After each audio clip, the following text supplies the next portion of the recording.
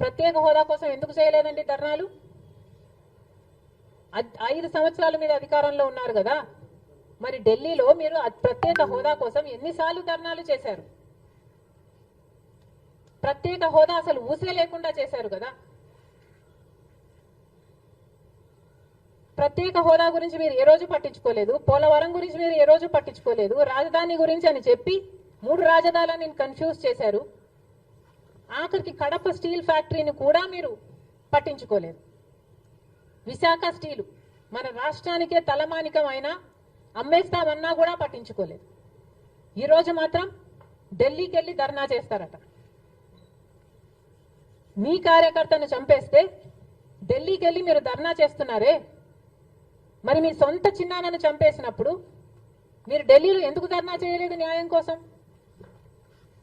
జగన్మోహన్ రెడ్డి గారు సమాధానం చెప్పాలి.